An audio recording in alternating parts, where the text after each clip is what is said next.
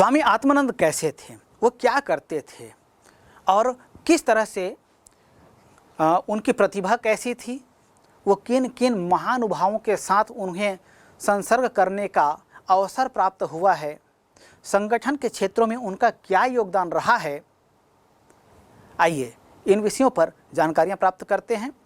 तो स्वामी आत्मानंदस्य संगठन कौशलम अपूर्वम आसीत। स्वामी आत्मानंद का संगठन कौशल अपूर्व था। देखिए, यदि हम किसी कार्य को करना चाहते हैं और किसी बड़े लक्ष्य को लेकर चलते हैं, तब एक अकेला व्यक्ति कुछ कर नहीं सकता है। तो इसके लिए हमें सबको साथ लेकर चलने की आवश्यकता होती है और इसके लिए आवश्यकता होती है कौशल की। जब जो व्यक्ति सबको साथ लेकर चल सके, ऐसे इनके लिए हमें संगठन कौशल की आवश्यकता होती है। तो स्वामी आत्मानंद में यह जो कौशल है, संगठन कौशल है, वह अपूर्व था। अर्थात वे किसी भी चीज़ को सोचते थे और वो कैसे और कहाँ से संपन्न हो सकता था, इसके विषय में वे उचित प्रबंधन करने में सर्वथा समर्थ होते थे। इसलिए कहा गया स्वामी आत्मानंदस्य संगठन कौशलम अपूर्वम आसीत। स्वामी आत्मानंद का संगठन कौशल अपूर्व था। अपूर्वम, न पूर्वम इति अपूर्वम, नए तत्पुरुष समास। समास विग्रह कर सकते हैं इसको। अपूर्वम समासिक पद है। न अपूर्वम इति, न अपूर्वम का समास विग्रह करेंगे। न पूर्वम इति अपूर्वम, नए तत्पुरुष समास। तो स्वामी आत्मानंद का संगठन कौशल कैसा था? अपूर्व था, अनोखा था। तस्य निर्देशने, उनके निर्देशन में, संरक्षणे च, और संरक्षण में, मध्य प्रांत में, महाराष्ट्र, उड़ीसा, राजस्थान, छत्तीसगढ़ है बहवः रामकृष्ण विवेकानंद आश्रमाः प्रतिष्ठिताः। तो उनके निर्देशन में देखिए, उन्होंने केवल छत्तीसगढ़ के बस्तर क्षेत्र, नारायणपुर, अबूझमाड़ क्षेत्र में ही रामकृष्ण मिशन की स्थापना नहीं किया, अपितु रायपुर में भी उन्होंने रामकृष्ण मिशन की स्थापना किया है विवेकानंद आश्रम के नाम से। और इसी तरह से केवल छत्तीसगढ़ तक सीमित नहीं रहे, अपितु उन्होंने मध्य प्रांत में भी रामकृष्ण मिशन की स्थापना किया है, महाराष्ट्र में उन्होंने स्थापना किया है, उड़ीसा में उन्होंने इस आश्रम की स्थापना किया है, और साथ ही साथ राजस्थान में भी उन्होंने रामकृष्ण विवेकानंद आश्रम की स्थापना किया है। चित्र में आप स्पष्ट रूप से देख भी पा रहे हैं। तो ये सभी आश्रम जो आप देख रहे हैं, ये इनके स्थापना में स्वामी आत्मानंद का अनोखा संगठन कौशल रहा है। इसीलिए कहा गया क्या? स्वामी आत्मानंदस्य संगठन कौशलम अपूर्वम आसीत। तो उनका संगठन, देखिए, इतने बड़े बड़े जब काम करते हैं तो निश्चित रूप से एक संगठन की आवश्यकता होती है, कुशल प्रबंधन की आवश्यकता होती है। जब तक हम कुशल प्रबंधन नहीं जानेंगे, अर्थात प्रबंधन का गुण हम में नहीं होगा, तब तक इतने बड़े बड़े कार्य जो है संपन्न नहीं हो सकते हैं। तो स्वामी आत्मानंद ये प्रबंधन के जो विशेष गुण हैं, इन गुणों से वे युक्त थे, तभी वे बस्तर में, मध्य प्रांत में, महाराष्ट्र में, उड़ीसा में, राजस्थान में और छत्तीसगढ़ में तो है ही। तो इस तरह से अनेक स्थानों पर उन्होंने रामकृष्ण विवेकानंद आश्रम की स्थापना करने में वे सफल हुए। अयम महापुरुषः, इन महापुरुष ने, महापुरुषः यह सामासिक पद है। महान च असौ पुरुषः इति महापुरुषः, कर्मधारय समास, अर्थात महान है जो पुरुष वह। तो महान पुरुष, अयम महापुरुषः, ये महापुरुष, शैशव कालादेव, शैशव कालात धन एव, शैशव कालात धन एव, यहाँ पर शैशव कालात धन एव व्यंजन संधि का प्रयोग हुआ। शैशव काल से ही, शैशव किसको बोलते हैं? शिशु अवस्था से ही, बाल्य अवस्था से ही मेधावी प्रतिभा संपन्नश्च आसीत, मेधावी थे, तीव्र बुद्धि वाले थे और साथ ही साथ विशेष प्रतिभा से संपन्न भी थे। प्रतिभा संपन्नश्च, प्रतिभा संपन्नः धन च इति प्रतिभा संपन्नः, प्रतिभा से संपन्न थे। सन 38उत्तर-900 वर्षे अस्य पिता महात्मा गान्धिना स्थापिते बुनियादी प्रशिक्षण विद्यालये वर्धायां शिक्षक रूपेण नियुक्तः। सन 1938 में अस्य पिता, इनके पिता महात्मा गांधीना स्थापिते, महात्मा गांधी के द्वारा स्थापित किए गए बुनियादी प्रशिक्षण विद्यालय, बुनियादी प्रशिक्षण विद्यालय जो कहाँ था, वर्धा में, चित्र में आप देख भी पा रहे हैं। तो महात्मा गांधी के द्वारा वर्धा में जो बुनियादी प्रशिक्षण विद्यालय की स्थापना किया गया था, उसमें अस्य पिता, स्वामी आत्मानंद के पिता शिक्षक रूपेण नियुक्तः, शिक्षक के रूप में नियुक्त हुए थे। अर्थात गांधी जी के द्वारा जो बुनियादी प्रशिक्षण विद्यालय वर्धा में स्थापित किया गया था, वहाँ स्वामी आत्मानंद के पिता धनीराम, तो धनीराम जो है वहाँ शिक्षक के रूप में नियुक्त हुए थे। प्रति रविवारे पिता पुत्रौ, प्रत्येक रविवार को पिता पुत्रौ, पिता च पुत्रश्च, पिता च पुत्रश्च, यहाँ पर द्वंद्व समास है। तो पिता और पुत्र गांधीनः दर्शनार्थम, गांधी जी के दर्शन के लिए, दर्शनार्थम, दर्शन धन अर्थम इति दर्शनार्थम, दीर्घ स्वर संधि का प्रयोग हुआ। सेवाश्रमम, सेवा धन आश्रमम इति सेवा आश्रमम, सेवाश्रमम, यहाँ पर दीर्घ स्वर संधि का प्रयोग हुआ है। गच्छतः स्म, जाते थे। तो प्रति रविवारे, प्रत्येक रविवार को पिता पुत्रौ, पिता और पुत्र दोनों, गांधीनः दर्शनार्थम, गांधी शब्द का षष्ठी विभक्ति एक वचन का रूप है गांधीनः, तो गांधी जी के दर्शन के लिए। सेवा आश्रमम, सेवा आश्रम को। गच्छतः स्म, जाते थे। गच्छतः यह शब्द कैसे बनता है, गम धातु है, लट लकार, प्रथम पुरुष द्विवचन का यह रूप है, गच्छति, गच्छतः, गच्छन्ति, तो वे दोनों। अच्छा, लेकिन गच्छतः कहते हैं, ये क्या हो गया, ये लट लकार में हुआ, लेकिन स्म का प्रयोग हुआ है। ध्यान रखिएगा, स्म का प्रयोग जब किया जाता है, तब जिस क्रिया के साथ में स्म का प्रयोग किया जाता है, उस क्रिया का अर्थ, उस क्रिया रूप का अर्थ वर्तमान काल न होकर भूतकाल हो जाता है। या दूसरे शब्दों में कहें तो स्म एक ऐसा प्रत्यय है जिसका प्रयोग वर्तमान कालिक क्रियाओं को भूतकालिक क्रिया बनाने में प्रयुक्त किया जाता है। यहाँ गच्छतः स्म के स्थान पर यदि हमें भिन्न रूप रखना हो, तब हम रख सकते हैं। क्या रख सकते हैं, जैसे यहाँ पर यह जो रूप है लट लकार, प्रथम पुरुष द्विवचन का है, तो इसको हमको क्या करना पड़ेगा, लंग लकार प्रथम पुरुष द्विवचन में ले जाना पड़ेगा। तो गम धातु लंग लकार प्रथम पुरुष का रूप क्या होता है, अगच्छत, अगच्छताम, अगच्छन। तो गच्छतः स्म के स्थान पर हमको क्या रखना पड़ेगा, अगच्छताम। तो प्रति रविवारे पिता पुत्रौ गांधीनः दर्शनार्थम सेवा आश्रमम अगच्छताम, ऐसा कहना पड़ेगा। तो गच्छतः स्म के स्थान पर अगच्छताम को हम रख सकते हैं, अर्थ में कोई अंतर नहीं होगा। क्यों, क्योंकि स्म जो है वह भूतकालिक अव्यय पद है जो वर्तमान कालिक क्रियापदों के साथ प्रयुक्त किया जाता है। तो प्रत्येक रविवार को पिता और पुत्र धनीराम और आत्मानंद या तुलेंद्र, धनीराम और तुलेंद्र गांधीनः दर्शनार्थम, गांधी जी के दर्शन के लिए सेवा आश्रम जाते थे। तत्र बालः तुलेंद्रः गांधीनः भ्रमण सहायकश्च आसीत्, वहाँ बालक तुलेंद्र गांधीनः, गांधी जी के भ्रमण सहायकश्च आसीत्, भ्रमण में सहायक बनते थे।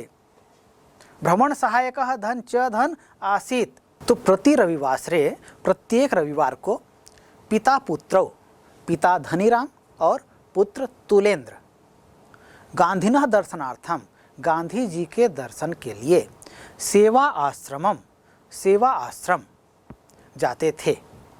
तत्र वहाँ बालक तुलेंद्र गांधीनः भ्रमण सहायकश्च आसीत्, वहाँ बालक तुलेंद्र जो हैं वो गांधी जी के भ्रमण सहायक हुआ करते थे। सहायकश्चासीत्, सहायकः धन आसीत् इति सहायकश्चासीत्, सहायकः धन च विसर्ग संधि, च धन आसीत्, यहाँ दीर्घ स्वर संधि का प्रयोग हुआ। तो वहाँ बालक तुलेंद्र जो है गांधी जी के भ्रमण सहायक होते थे।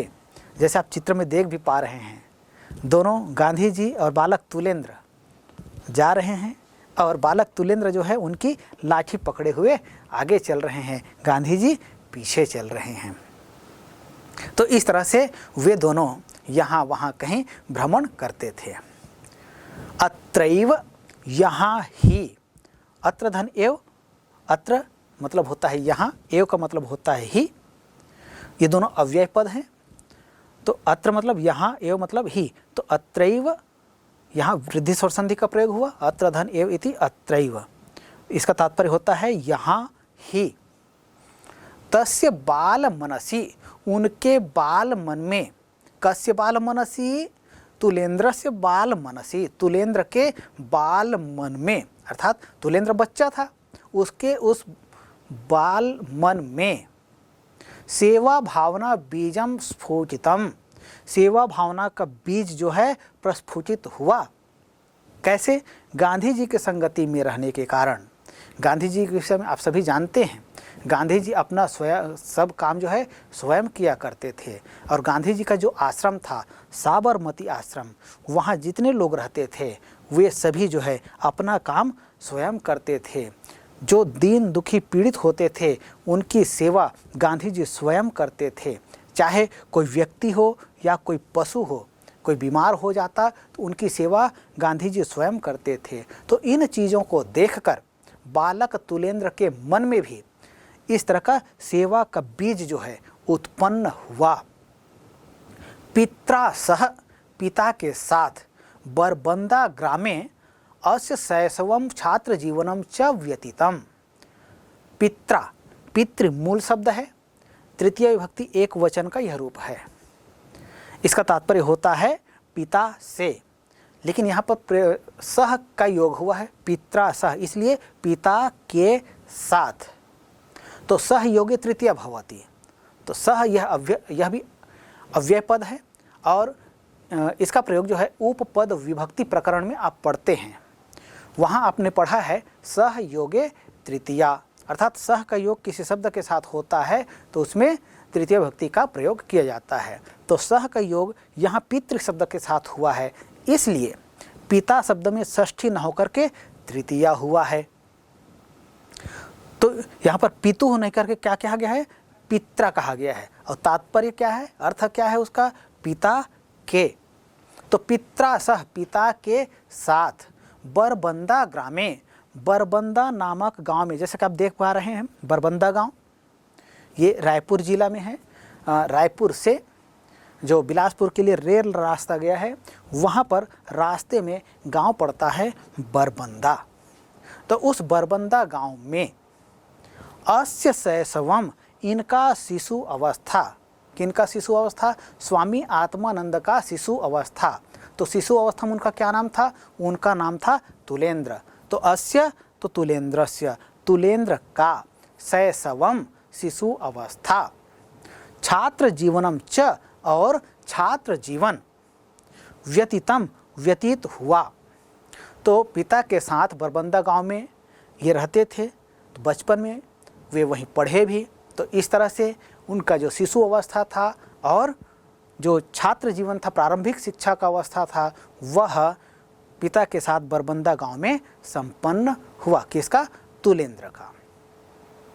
तेन, उनके द्वारा, सर्वासु परीक्षासु प्रथम श्रेण्याम उत्तीर्य प्रतिभा प्रतिस्थापिता। अब तुलेंद्र जितनी परीक्षाओं में वो बैठते थे, जितनी परीक्षाएं वे देते थे, उन सभी परीक्षाओं में, विभिन्न कक्षाओं की विभिन्न परीक्षाएं होती हैं, तो उन परीक्षाओं में वे सदैव प्रथम श्रेणी में उत्तीर्ण होते थे। तो इस तरह से उन्होंने तात्कालिक समय में अपनी प्रतिभा प्रत्येक कक्षा में स्थापित किया, अर्थात अपनी प्रतिभा के बल पर, अपनी बुद्धि के बल पर अच्छे अंक लाकर वे शिक्षकों की नज़र में आए। 1,50,अधिक-सहस्रतमे वर्षे नागपुर विश्वविद्यालयेन MSc विशुद्ध गणित उपाधि स्वर्ण पदकम च प्रदत्ते। सन 1951 में नागपुर विश्वविद्यालय से MSc स्नातकोत्तर की उपाधि है। आप जानते हैं स्नातकोत्तर की विभिन्न उपाधियां होती हैं। स्नातकोत्तर की जो उपाधियां होती हैं विभिन्न संकाय के अनुसार से अलग अलग होता है। जैसे जो कला संकाय में स्नातकोत्तर करते हैं वे MA कहलाते हैं, और जो कॉमर्स वाले विद्यार्थी होते हैं, वाणिज्य संकाय के विद्यार्थी होते हैं, वे M.Com, ये उनके स्नातकोत्तर उपाधि कही जाती है। और इसी तरह से जो विज्ञान के छात्र स्नातकोत्तर उपाधि धारण किए होते हैं वे MSc कहलाता है। और आप सभी जानते हैं स्नातकोत्तर की जो उपाधि होती है ये विषयगत होती है, अर्थात प्रत्येक विषय में स्नातकोत्तर की उपाधि प्रदान की जाती है। किसके द्वारा? विश्वविद्यालय के द्वारा। किसी न किसी विश्वविद्यालय के द्वारा स्नातकोत्तर की जो उपाधि दी जाती है वह विषय अनुसार होती है। तो इन्होंने MSc विशुद्ध गणित में इन्होंने MSc की उपाधि नागपुर विश्वविद्यालय से स्वर्ण पदकम च प्रदत्ते, स्वर्ण पदक के साथ इन्होंने प्राप्त किया। ये स्वर्ण पदक क्या है? स्वर्ण पदक किसको मिलता है? जब किसी विश्वविद्यालय के द्वारा जो परीक्षाएं ली जाती हैं, उपाधि परीक्षाएं ली जाती हैं, उन परीक्षाओं में जो व्यक्ति सर्वोच्च अंक प्राप्त करता है, प्रथम श्रेणी होना चाहिए एक, दूसरी शर्त है कि उसके लिए सर्वोच्च अंक प्राप्त छात्र को स्वर्ण पदक दिया जाता है।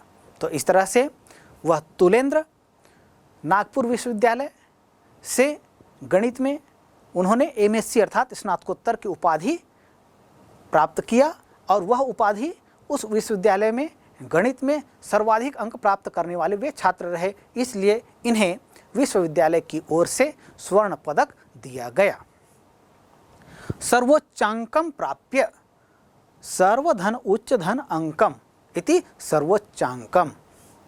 सर्वधन उच्च गुण स्वर संधि, उच्च धन अंकम यहाँ दीर्घ स्वर संधि।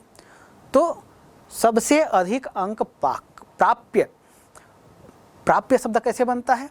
प्र धन आप धन ल्यप प्रत्यय के योग से बनता है प्राप्य, और इसका तात्पर्य होता है प्राप्त करके।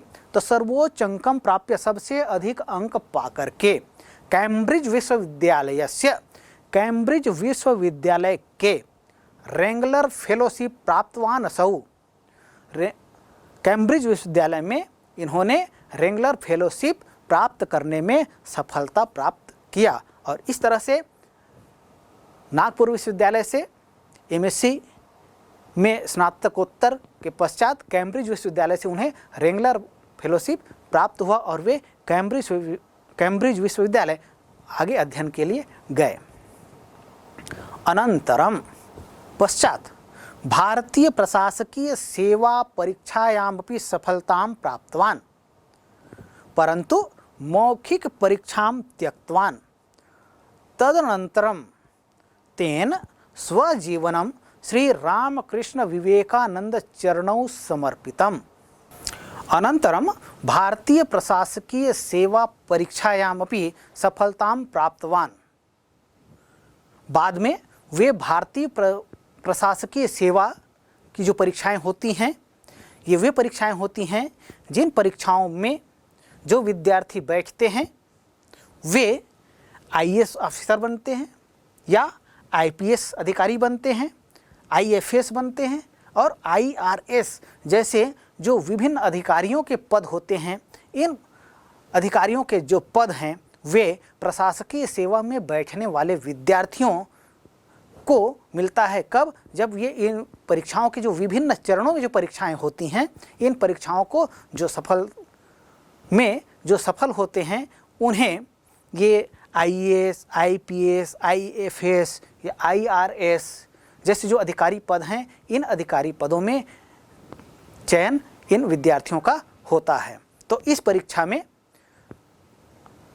तुलेंद्र जो है बैठे और उसमें सफलता भी उन्होंने प्राप्त किया, परंतु मौखिक परीक्षाम त्यक्तवान, विभिन्न स्तर पर परीक्षाएं होती हैं, उन सभी स्तरों को उन्होंने पार किया और अंत में एक स्तर और होता है, वो होता है मौखिकी परीक्षा का, जिसे कहा जाता है इंटरव्यू भी कहा जाता है। तो मौखिक जो परीक्षा होता है उसको उन्होंने छोड़ दिया, अर्थात मौखिक परीक्षा उन्होंने नहीं दिया। यदि वो मौखिक परीक्षा दिए होते तो वे भी आज अधिकारी पद में, उस समय अधिकारी पद में उनका चयन हो गया रहता, लेकिन उन्होंने मौखिक परीक्षा को त्याग दिया, अर्थात मौखिक परीक्षा उन्होंने नहीं दिया। तदनंतरम, उसके पश्चात, तेन, उनके द्वारा, स्वजीवनम, अपना जीवन, श्री रामकृष्ण विवेकानंद चरणों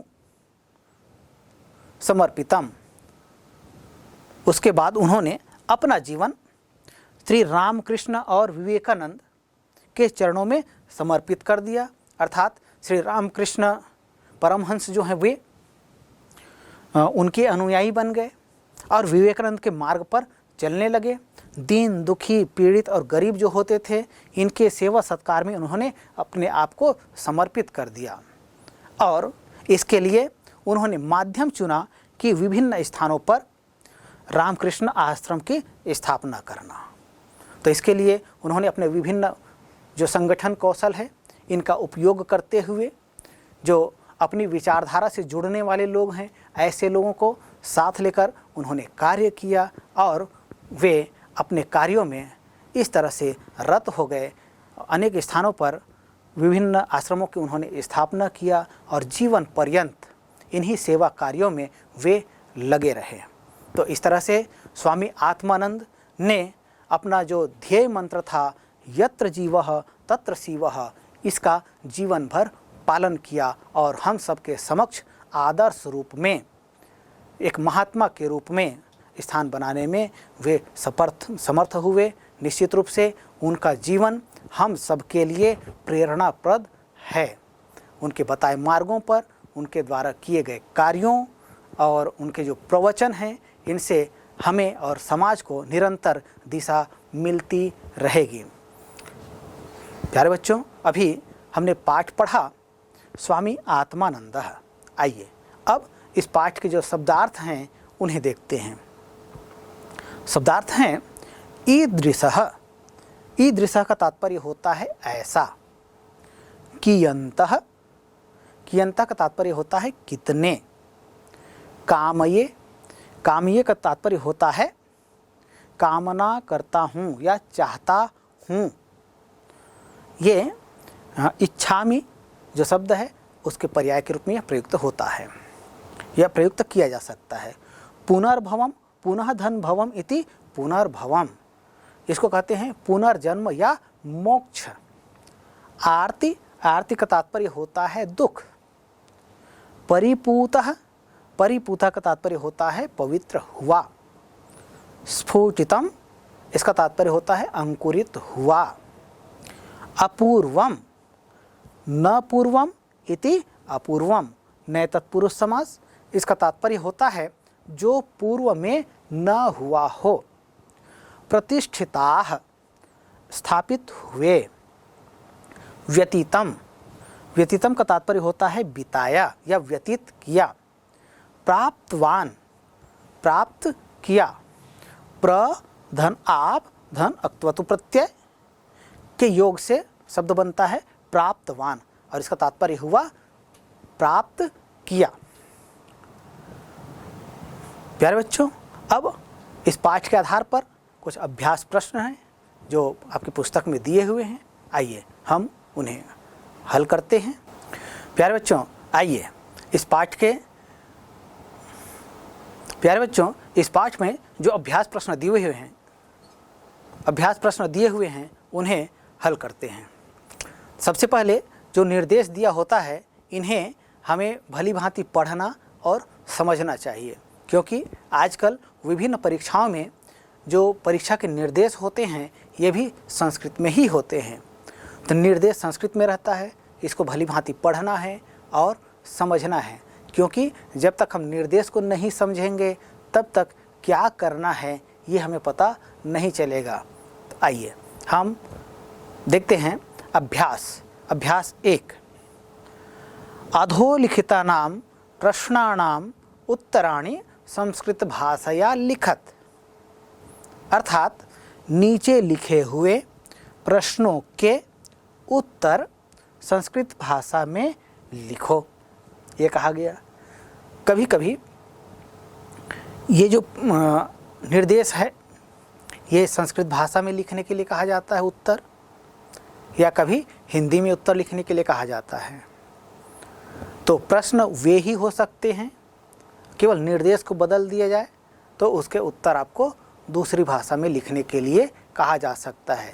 इसलिए ऐसा न हो कि यहाँ निर्देश संस्कृत में लिखने के लिए कहा गया है, केवल आप संस्कृत में उत्तर तैयार करें और इन्हीं प्रश्नों को हिंदी में उत्तर लिखने के लिए कह दिया जाए तो समस्या हो जाए। ऐसा नहीं करना है। इसलिए हमें क्या करना है, जो प्रश्न हैं उनके उत्तर हिंदी में क्या होंगे, संस्कृत में क्या होंगे, ये दोनों हम समझने का प्रयास करेंगे। आइए, पहला प्रश्न, आत्मानंदस्य पितुः नाम किम। प्रश्न भली भांति समझ में आ रहा है। प्रश्न का हिंदी अर्थ होता है आत्मानंद के पिता का क्या नाम है। तो पाठ आप लोगों ने भली भांति पढ़ा है, तो पाठ के आधार पर आपको उत्तर देना है। तो आत्मानंदस्य पितुः नाम किम, इस वाक्य में किम जो है ये क्या है, ये प्रश्न सूचक शब्द है। हम उत्तर देते समय प्रयास करेंगे कि प्रश्न की भाषा में हम उत्तर दें। तो इसलिए जो प्रश्नवाचक शब्द है उसके स्थान पर उत्तरवाचक शब्द को स्थापित कर देंगे, तो इस तरह से हमारा उत्तर हो जाएगा। तो स्वामी आत्मानंद से पितुः नाम किम, स्वामी आत्मानंद के पिता का क्या नाम है, यह प्रश्न है। क्या नाम है? आप लोगों ने पाठ भली भांति पढ़ा है, बिल्कुल सही, धनीराम। तो आप देखिए, केवल धनीराम बस लिख देंगे तो हमारा काम नहीं चलेगा। क्यों? क्योंकि एक पद में यदि उत्तर मांगा जाएगा तब हम वैसा कर सकते हैं, लेकिन वैसा कुछ नहीं कहा गया है। इसलिए क्या कहेंगे, पूरे वाक्यों में हमें उत्तर देना है। तो आत्मानंदस्य पितुः नाम, अब किम के स्थान पर हमको लिखना है क्या, धनीरामः। तो आत्मानंदस्य पितुः नाम धनीरामः, आत्मानंद के पिता का नाम धनीराम है। ये हिंदी में अर्थ हुआ। तो इस तरह से हम संस्कृत में और हिंदी में उत्तर दे सकते हैं। तो दोनों भाषाओं में कैसे उत्तर होगा, कैसे उत्तर दे सकते हैं, ये हमें समझना है। आइए आगे बढ़ते हैं। हमारा अगला प्रश्न है, आत्मानंदस्य जन्म कदा अभवत। इस वाक्य में कदा यह प्रश्न सूचक शब्द है, तो इसके स्थान पर ही हमें उत्तरवाचक शब्दों को लिखना है। प्रश्न क्या है, आत्मानंदस्य जन्म कदा अभवत, आत्मानंद का जन्म कब हुआ, यह प्रश्न पूछा गया है। तो पाठ हमने पढ़ा है, तो उसके आधार पर हम उत्तर देते हैं। तो आत्मानंदस्य जन्म 6 अक्टूबर 19 अधिक 900 सहस्रतमे वर्षे अभवत। ये हम संस्कृत में लिखेंगे। हिंदी में क्या लिखेंगे? हिंदी में लिखेंगे आत्मानंद का जन्म 6 अक्टूबर 1929 को हुआ। हो गया, बस इतना ही करना है। आगे, आत्मानंदस्य बाल्यकालस्य नाम किम आसीत्। आत्मानंद का बाल्यकाल का नाम क्या था? ये हिंदी में। तो आत्मानंद के बाल्यकाल का नाम, बचपन का नाम क्या था, यह पूछा जा रहा है। तो आत्मानंद के बचपन का नाम क्या था? बिल्कुल सही, उनके बचपन का नाम था तुलेंद्र। तो उत्तर हमको किस में लिखना है? पहले संस्कृत में लिखना है। तो आत्मानंदस्य बाल्यकालस्य नाम, देखिए प्रश्न की भाषा में उत्तर देना है। केवल किम जो लिखा हुआ है इस वाक्य में, उसके स्थान पर हमको उत्तरवाचक शब्द को स्थापित करना है। तो आत्मानंदस्य बाल्यकालस्य नाम तुलेंद्र आसीत्। आत्मानंद के बचपन का नाम तुलेंद्र था। इतना कर दीजिए, हो गया। अगला प्रश्न, रामकृष्ण मिशन आश्रमः कुत्र संस्थापितः? रामकृष्ण मिशन आश्रम कुत्र का मतलब होता है कहाँ, कहाँ स्थापित किया गया है। तो हमने पाठ पढ़ा है, तो पाठ के आधार पर हम उत्तर देंगे। तो रामकृष्ण मिशन आश्रमः बस्तर वन प्रांतरे नारायणपुरे अबूझमाड़ क्षेत्रे संस्थापितः। रामकृष्ण मिशन आश्रम बस्तर के वन प्रांत में नारायणपुर के अबूझमाड़ क्षेत्र में स्थापित किया गया है। ऐसा हिंदी में उत्तर लिखना है। चलिए आगे बढ़ते हैं। आत्मानंदेन लिखित ग्रंथस्य नाम किम? आत्मानंद के द्वारा लिखे गए ग्रंथ का क्या नाम है? आत्मानंदेन लिखित ग्रंथस्य नाम गीता तत्वचिंतनम अस्ति। अस्ति को आप लगा भी सकते हैं, चाहे तो नहीं भी लिखें। तो आत्मानंदेन लिखित ग्रंथस्य नाम गीता तत्वचिंतनम। आत्मानंद के द्वारा लिखित ग्रंथ का नाम गीता तत्वचिंतन है। हो गया। अगला प्रश्न, स्वामी विवेकानंदः रायपुरे कति वर्षं व्यतीतवान्? स्वामी विवेकानंद ने रायपुर में कितना समय व्यतीत किया? उत्तर क्या होगा? स्वामी विवेकानंद रायपुर में रहे? हाँ रहे। कितने दिन रहे? 2 वर्ष रहे। बिल्कुल सही। तो इसको उत्तर किस में लिखना है? संस्कृत में लिखना है। कैसे लिखेंगे? आइए। स्वामी विवेकानंदः रायपुरे 2 वर्षं व्यतीतवान्। स्वामी विवेकानंद ने रायपुर में 2 वर्ष व्यतीत किया। तो हो गया। प्यारे बच्चों, अभी हमने जिस तरह से अभ्यास के प्रश्नों को हल किया, ये केवल एक नमूने मात्र हैं। विभिन्न परीक्षाओं में इन प्रश्नों में से कोई प्रश्न पूछा जा सकता है, या अभी हमने जो पाठ पढ़ा स्वामी आत्मानंद, इस पाठ के आधार पर भी दूसरे या भिन्न प्रश्न बनाकर दिए जा सकते हैं। उनको आपको हल करना होगा।